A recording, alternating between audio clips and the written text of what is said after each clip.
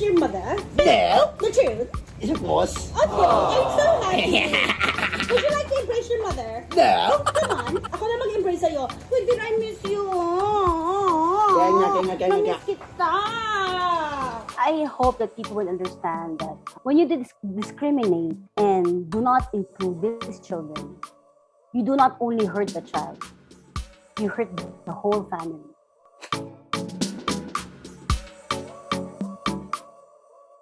Healthy na kwentuhan, komportable ang usapan. Sagot ko na yan. Kaya share mo na. Dito sa Share Ko Lang. Molto buklan. Sa Mr. Quantanos Aberanos. Yo, so guwapo. Wow! Good job, Quentin! Good job! Madalas kasama ng komedyanteng si Candy Pangilinan ang kanyang anak na si Quentin sa kanyang mga vlog. Dito, naipapakita niya na ang mga neurodivergent katulad ni Quentin ay pwedeng maging bahagi ng mas malaking lipunan. Pero kailangan, maaga pa lang maturuan na ang bata. I want to know parang how did it start? What prompted you to parang consider, I think kailangan ng i-assess or that's something, We started at 9 months. At 9 months, my mom or my sister was the one who told me to go to an eye doctor kasi minsan duling, minsan balag, walang eye coordination.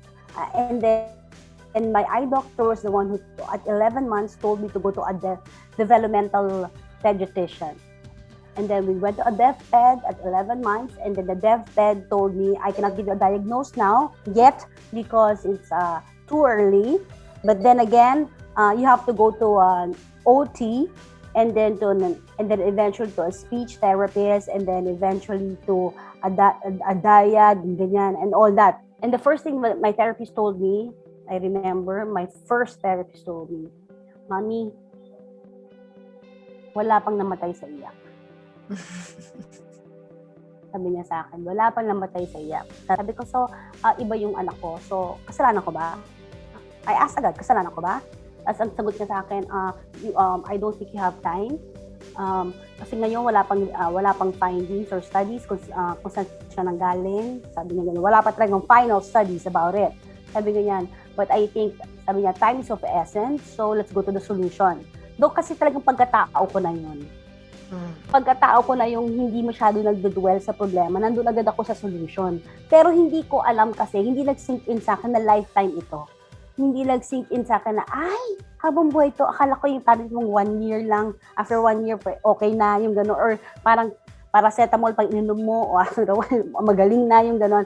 Hindi nag-sink in sa akin yon. So, nag-sink in lang sa akin nung bumaatin na kami ng therapy, as nakikita ko yung ibang bata, lahat ng sinabi ng doktor, saka lang talagang nag-sink in sa akin, pati yung sinasabi ng therapist, everything. So ko na-realize, okay, go. Game. Okay.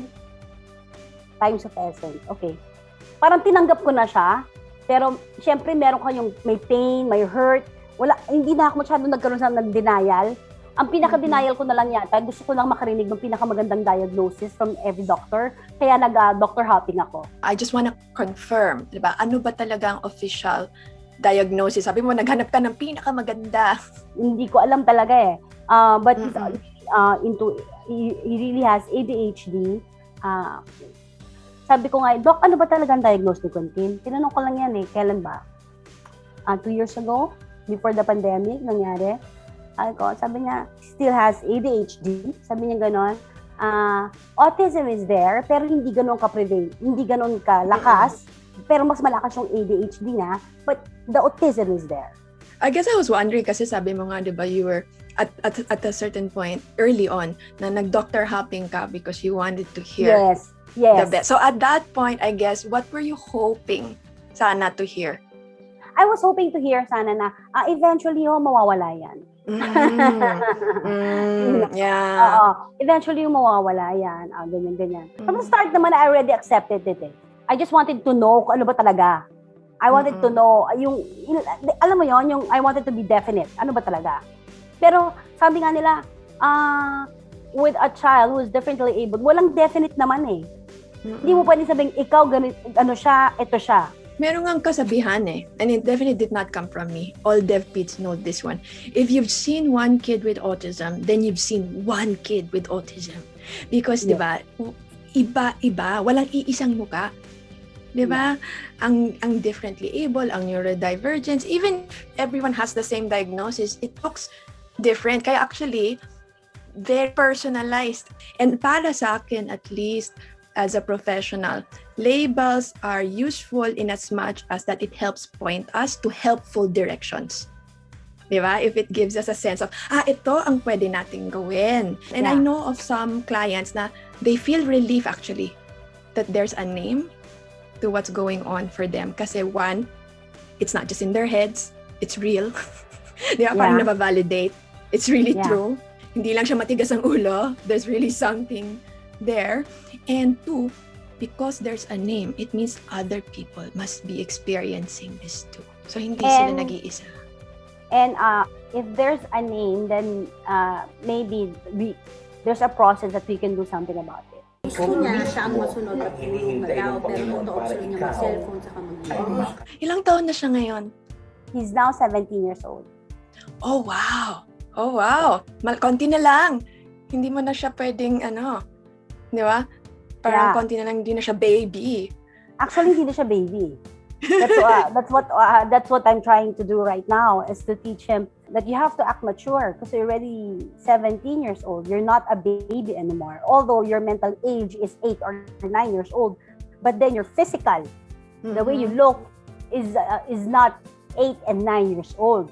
Although he's, the way he thinks, the way they move, the way they act is still of that age. But still, he has to learn.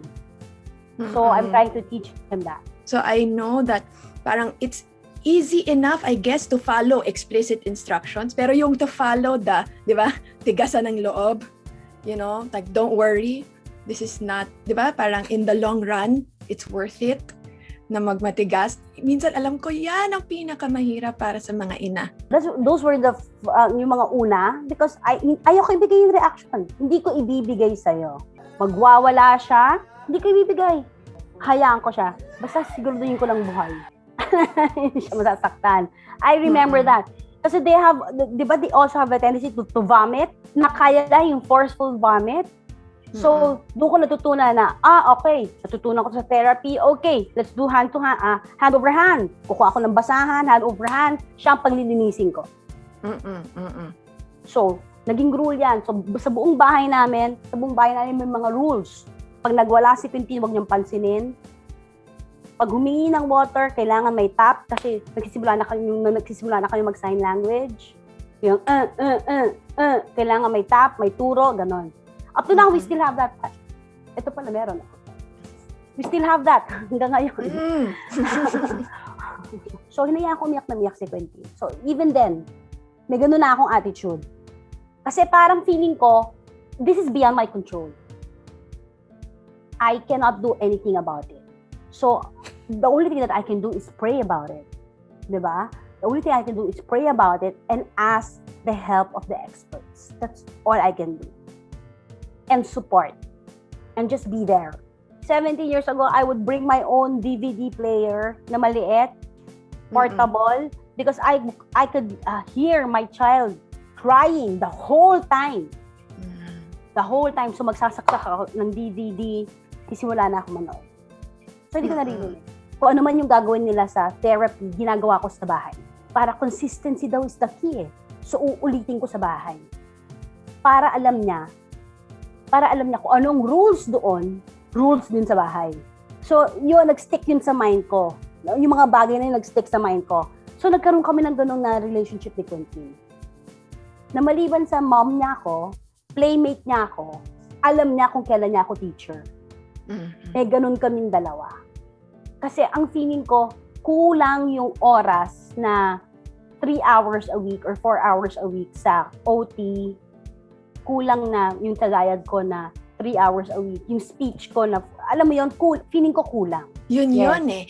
And it's not I guess maybe for others na walang ganitong experience, di ba? They were like, bakit ganon? Bakit ang harsh? It's actually that it's not that we're making them, ba? Parang we want them to cry. Of course we don't. It's just that we want them to use their words. Right? Yun eh. Di ba? Parang kaya matigas kasi you have to be able to use your words. So, just to sort of clarify, di ba? Parang, that's true. Tama. Yeah. So, I guess, I'm curious now with all that hard work, and I kind of heard him a little kanina. How is his verbal communication now? He can actually talk. He can talk. He's okay. We can communicate. Malakas na siya mang-asar. Is mom sexy? No. Is Quentin pogi? Yes. Is mom pretty? Yes. Is mom sexy? No. Those are the all times. He has a very nice sense of humor. Yun ang ano niya. But he talks really fast, maybe because I talk fast. So right now what we do, when I talk to him, I try to talk slow so he talks slow as well. So ngayon ang therapy namin, maliban sa speech therapy, is he has voice lessons so he can enunciate and talk slower with music. That's what we're trying to do right now.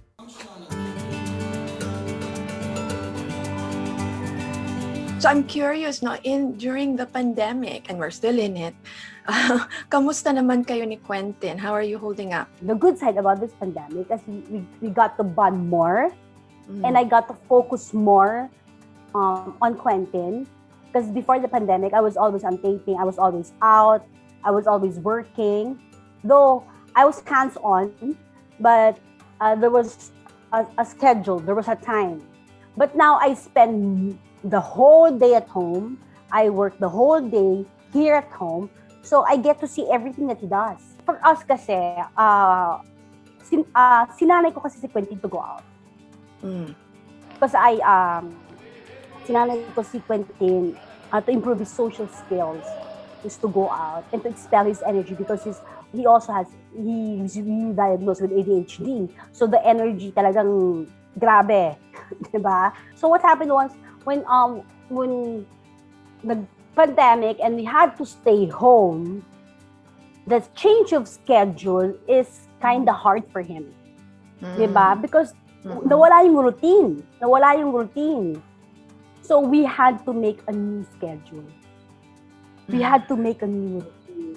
So we, the two of us, had to make a new routine for the both of us, especially for him. And the whole household had to make a new routine for him. Gaano kahirap or gaano katagal bago na-establish yung bagong routine? Actually, yung una, yung schedule niya, pag ganun-ganun pa, paiba-iba pa. Minsan may exercise kami sa hapon, minsan sa umaga. Kasi nag-iiba-iba pa kami, hindi pa niya alam, depende pa sa mood niya. And then, I realized, hindi pwedeng siya ang nasusunod.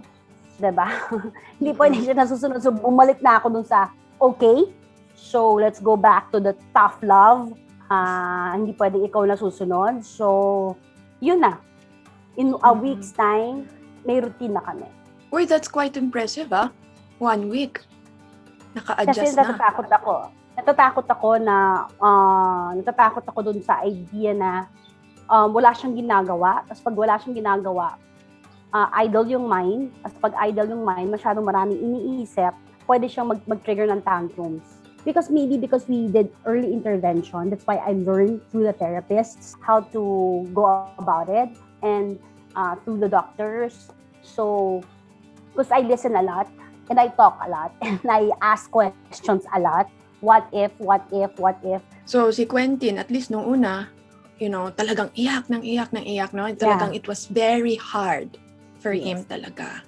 Yes. And I'm sure, usually ganyan, hindi lang yung anak, usually ang ina. Ikaw rin ba? Were you also comforted by those words? For yourself, did you also allow yourself to cry when you can? Yeah. Yes, but not in front of him. Not in front of him. I would cry alone in the bathroom, when I'm alone, while I'm praying, I would cry. Tapos nalala ko pa before, because hindi siya verbal eh. He would pull my hair, he would bite me. Diba ganun sila eh. Kasi hindi sila verbal, hindi sila makapag-ano. So, my therapist told me, pag kinagat ka, mami, pag pinul ka ng hair, sinaktan ka, ni-scratch ka, huwag ka magre-react. Ganun ka lang. Because once you give the reaction, they would say, that's it. You gave me the reaction. So I will do it again. Because yun ang gusto nila mag-react ka because that's what they want to communicate. So huwag ka magbibigay ng reaction. So I remember, hinihila niya yung buhok ko, or kinakagat niya ako, nakaganon lang ako. Tapos bumubulong lang ako ng mahinang-mahina. Sabihin ko na sa sister ko, tanggalin niya ng dahan-dahan. Tapos tumutuloy yung luha ko dito kasi sobrang ng sakit. Pero hindi ako nagre-react. Parang alam mo na kasi kung ano yung consequence. Yes. Pag patatagalin pa. And then Yes. baka ibang routine na hindi mo inintend. Diba? Yes. Ang ma-develop. Yeah. Yes. Were you always this parang quick and wise about parenting? You know? Did you have more challenges before? Pag binuli siya, hindi naman siya, meron siya kasing feeling parati na, I cannot do it. I cannot do it. Maybe because other people before would always say na, can you do it? Can you do that? Yung ganon, yung habang palaki, and parati siya nilileft out kasi hindi niya naiintindihan. Because he couldn't communicate and he couldn't talk, so he was always left out by other kids. I'm actually so blessed because I tried to bring Quentin to communities na mas accepted siya or acceptable siya or mas, alam mo yun, warm sa kanya. And I found some communities like that. Though, when he was starting also, there were some schools who were not very accepting to him. So really, diba, as the parent, napaka-important. And actually, this is what I tell, no? Kasi I do have, medyo mga teens. Around Quentin's age, actually. I have kids and clients. And I tell them, you just need to find your tribe. Yeah. Diba? It's not that there's anything wrong with you. Right?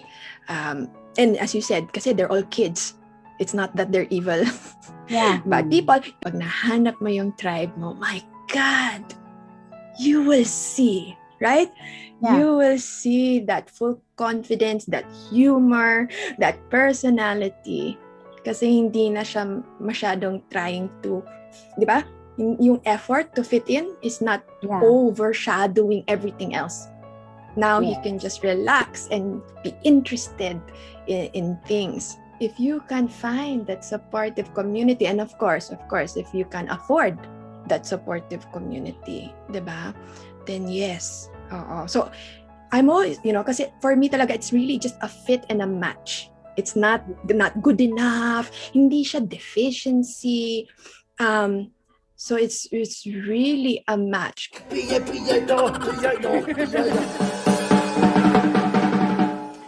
I guess as a mom, as an advocate, what is it that when you talk to people, what is it that you wish people would really understand? These children, they have talents, they have skills, they can be taught if given a chance. Yun yung totoo. If given the chance and the opportunity, they can be taught. They can actually be part of a community. And that is really my desire. That one day they be truly accepted in a community with dignity and respect. Yeah. And ako naman as a clinician, I truly believe it's not just words, right? I've seen it. I truly believe that walang skill actually that's closed off. To Quentin and others. Kasi, I do a bit of ABA, I do a bit of this and that. So, I know. Kaya actually, when they say, ay, hindi, ganyan talaga yan, wala tayong magagawa. What do you mean? Wait, right? No. Just because it doesn't work for one type of training, one type of education, right? It doesn't mean. And so, I really fully believe no doors are truly closed. You just have to find the right path and the right route. I think this goes for everyone with a little bit of more understanding and kindness to each other. I think it is a better place and for everyone, not only for children who are differently able, but for everyone. Ang tunay na pagmamahal at pag-aaruga ay hindi lamang puro lambing.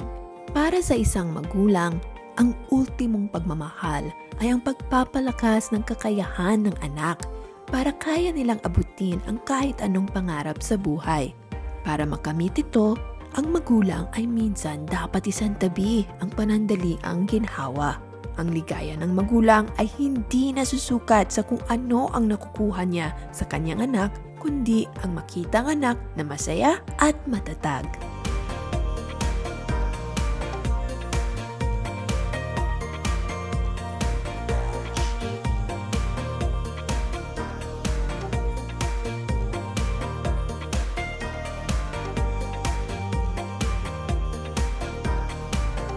Mag-share kayo sa amin. Email us at sharekolang@gmanews.tv.